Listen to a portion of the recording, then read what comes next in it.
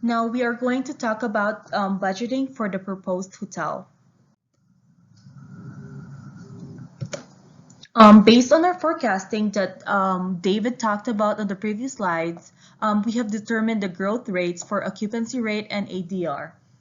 And as you can see on this chart, um, the occupancy rate is currently 80.7% in 2019, and it is expected to grow at 88.5 in 2024.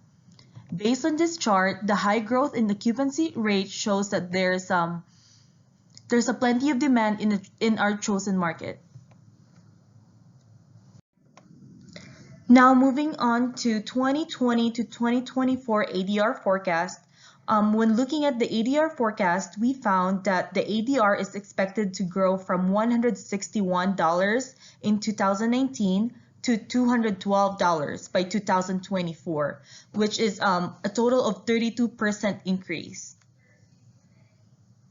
When looking at 2020 to 2024 RevPAR forecast, based on the previous two slides that we just covered, the occupancy rate and the ADR have both increased.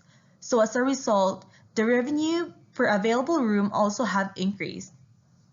And it is expected to grow about 118 million by 2024, which is a total of 44% increase.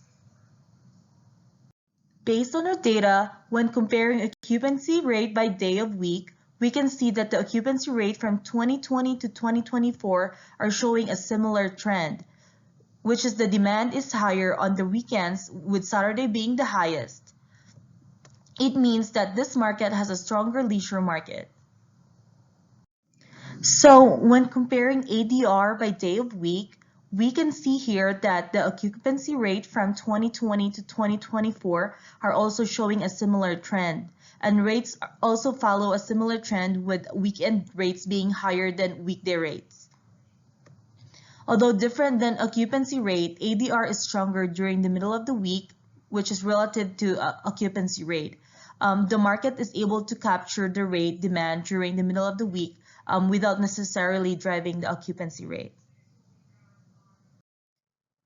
Now, when looking at RevPAR by day of week, from the last previous slides, based on the mix of ADR and occupancy rate, the weekend trend is further clarified. The cash revenue is driven largely during the weekend, meaning that the strategy of the hotel should focus on the weekend demand. Now, moving into occupancy by month. Occupancy rate is highest during the late of spring and early summer. It seems like it sees increased demand during the warm weather months, and comparable properties are showing a similar trend that after the winter months, starting the month of March, the occupancy goes up and remains stable the remainder of the year, and then it goes back down again starting the month of November. Now moving on to ADR by month. The hotel rates are the highest in the fall, with the summer also experiencing enhanced rates. But when looking closely, all 4 years still follow the same trend, but the ADR changes every season. The rate is the highest in spring and fall, and lowest during the peak of winter and summer. Its highest months are September and May, and its lowest months are January and February. This means that the market does well, driving rate in the fall, which is also high demand, but with not as strong of the occupancy. Moving to RevPAR by month. Overall, the RevPAR shows that cash revenue is driven in late spring through the summer and early fall. The areas of opportunity for the market is driving further occupancy in the fall to maximize the demand.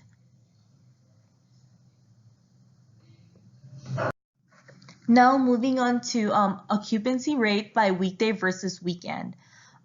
This graph shows that a much higher rate during the weekend period, which matches the earlier hypotheses that occupancy rate is much higher on the weekend, which means that the leisure market primarily drives the business.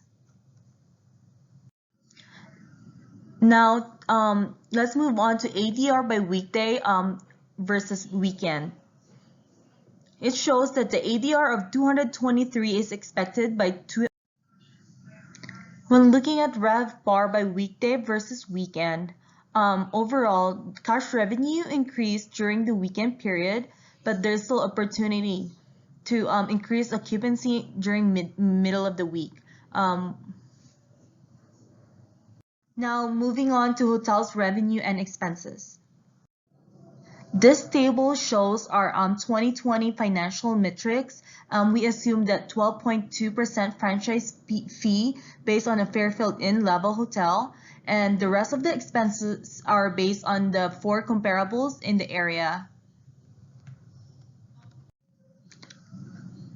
So the development cost of our 90-room hotel is expected to be $20 million. And the cost is 3 times the United States average due to the cost of New York City and the lost economies of scale to the 90-room hotel. Now, our 5-year financial result is that we have an expected ROI of between 5 to 6%.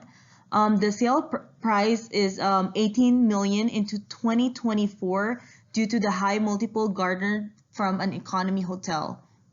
The depreciation is based on a 39 schedule, which is typical for a hotel development, and the state and local tax of 33% combined. So our development decision is to proceed with the development due to the positive NPV of 6.8 million and an IRR of 12%.